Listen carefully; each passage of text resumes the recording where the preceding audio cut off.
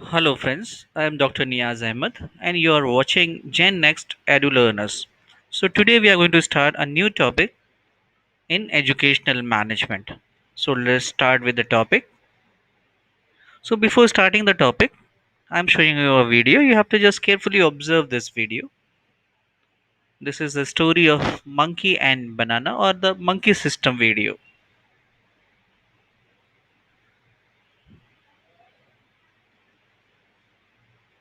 Just watch carefully. So a group of scientists kept ladder in the center of the room. On the top of the ladder they kept banana. Now the scientists put in five monkeys in this room. As soon as monkeys entered the room and saw the banana, they got excited and wanted to eat the banana. So the monkey number one started to climb the ladder to get the bananas. As the monkey number one started to climb up the ladder to fetch the bananas, the scientists started showering cold water on the other four monkeys. All the four monkeys started screaming loudly as the first monkey, who got frightened and came down without the bananas. Now the monkey number two started to climb the ladder to fetch the bananas, and the scientists did again start showering cold water on the other four monkeys. Now every time any monkey attempted to climb up the ladder, the scientists would shower cold water on the other four monkeys. After some time, whenever any monkeys tried to climb up the ladder, the other four monkeys would scream and beat up that monkey to pull him down. And it so happened that now no monkeys dare to climb up the ladder regardless of the temptation of their favorite bananas up there. At this point, the scientists replaced monkey number one with a new monkey, N. The new monkey N, seeing the bananas up there, started to climb the ladder. Immediately, the other four monkeys started to scream and beat the new monkey. After a lot of loud screams and rounds of beating, the new monkey learned not to climb the ladder, although he never understood why.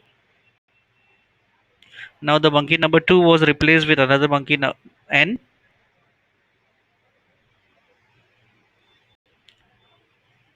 Seeing the banana up there, that this new monkey was about to climb the ladder, immediately the other four monkeys started to scream and beat this new monkey. Now the monkey number three was replaced with another new monkey N.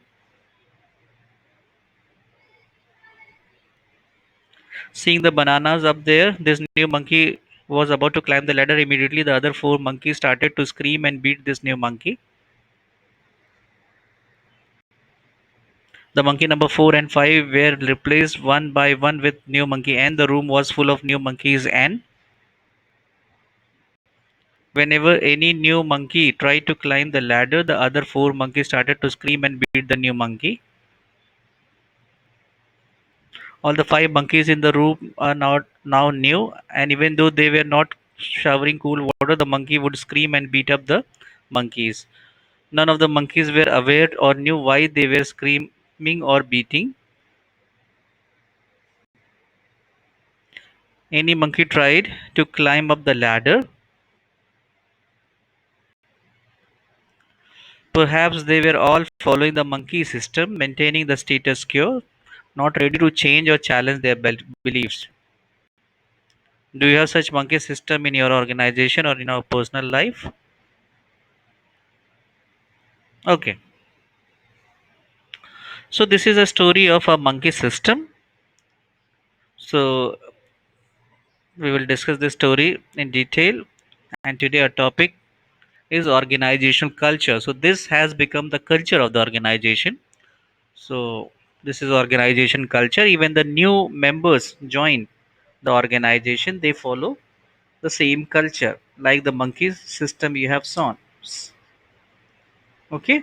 So it is important to consider this culture while managing any organization, because this culture influences the behavior of the individual. So it is very important to consider the culture while managing the organization, And this culture influences the behavior of employees. Like monkey system, we have seen this culture influences the behavior of the employees.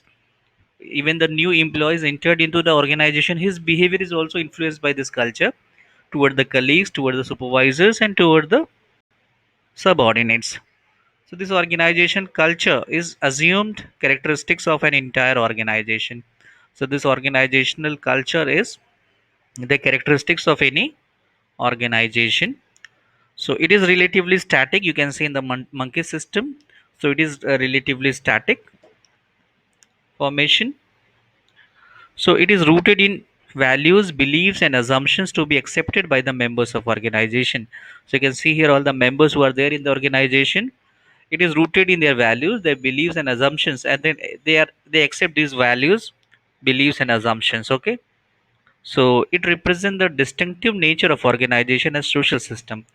So this is the nature of the organization as a social system. They behave like a social system. Let's see the definitions of this organization culture.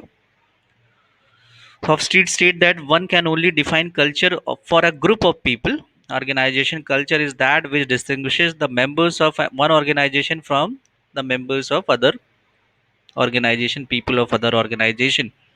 So here this organization culture always determines the difference between the two organizations. Mintzberg states that culture is the soul of any organization, the beliefs and values and how they are manifested. I think of the structure as the skeleton and as the flesh and blood. The culture is the soul that holds the things together and give it life force. Okay, so these are the definitions of organizational culture. So they feel that this is the soul of any organization. Okay, and organization is a skeletal, and this culture provides the soul of that organization.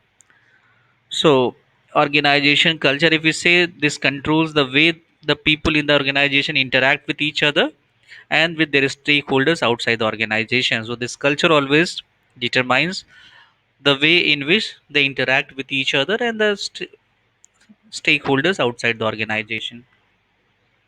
So it is an organization's personality. So this culture, you can say that like individuals has personality, this organizational culture is also is an organization's personality, as each person has distinct personality. The culture of an organization distinguishes it from others. Okay, so this culture only distinguishes one organization from other organization. So this organizational culture has basic four main components. The first component is values, then heroes, rites and rituals, social network. So these are the four components of organizational culture. So let's see one by one of these four components of organizational culture.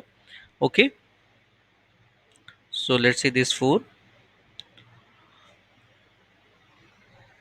components one by one. The first one is values, organizational values. So these are the basic fundamental beliefs, okay, that an organization consider to be important. So these are the basic fundamental beliefs in our organization, and they are relatively stable over time. Okay, so these values are not changing on a daily basis, so they are relatively stable over time, and you have seen in the video for the monkey system. So this is values, they are stable, and if the new employees also come into the organization, they also follow the same values. Okay, and they have an impact on the employees behavior and attitude. These values has an impact on the behavior of employees and their attitudes. So these values defines employee success in organization. Okay, so for example, if a faculty member has published work in a professional journals, they have greater chances of receiving tenure, maybe enhances, as the university wants to ensure that a professor having published work stays with the university for a longer duration, and his ability to write for publication is a value. So this value is having a longer chances for receiving the tenure. Okay, so this is the first component is organizational values. The second one is heroes. So what is heroes? Heroes is an exemplary person in the organization, and he is expected to be institutional head or the principal of the organization, and he or she has to play the role of a hero. Okay. And this person should reflect the image, attitude, and values of the organization, through which we can get the reflection of the image, attitude, and values of the organization. So he or she serve as a role model to other employees. Okay. And a hero is sometimes to be the founder of the institution also. So this hero can be the founder of the institution also. The third is rites and rituals. Okay, rites and rituals. So here the routines or ceremonies in the organization. Okay, uses to recognize the high performing staff. So this can be used to recognize is high performing staff in the organizations. Is this routines and ceremonies. So these awards and quarterly meetings can acknowledge distinguished employees from outstanding service for their outstanding services, and the honorees are meant to exemplify and inspire all employees of the institution during the rest of the year. So if you are awarding the outstanding service of the employees, so other employees will also be motivated or inspired by these employees, and they will also work in the same level to attain the awards. Okay. So these can be the rites and rituals of the organization. So this also plays a very important role in the organization. And the last one is social network. So social network is, it is the informal means of communication within the organization where the employees communicate with each other. So this network carries the stories of both heroes and those who have failed through informal way. Okay. And this is through this network that employees really learn about the organization culture and values. So this social network will help to just carry forward the organization cultures and values. Like we have seen the informal communication between the monkeys. Okay, nobody has told them that will in a formal way that what to do, but they have learned the culture in an informal way. Okay. So the social network will be the uh, informal communication. Okay. Now if you see the concept of organization culture here, so you can say that culture is shared. Okay. In a nutshell, you can say culture is shared between the employees. Culture helps members to solve their problems. Culture is taught to newcomers also, and culture strongly influences the behavior of the employees. Okay. So these, in a nutshell, you can say these are the features or concept of organizational culture. Now let's see the importance of organizational culture. So first importance is, if you are having a strong organizational culture in your organization, so this can work as a talent attractor for the institutions. This organizational culture helps in attracting the talents. Then if you are having a strong organizational culture, then it will help you to retain the employees. So your help, it will help to retain the talent also, because they are very satisfied with your organizational culture, so they are not going to search their jobs anywhere else. So this will be a good talent retainer. Then it engages people because they always try to attain the awards and recognition. So that is why they will be engaged in the organizational activity if you're having a strong organization culture.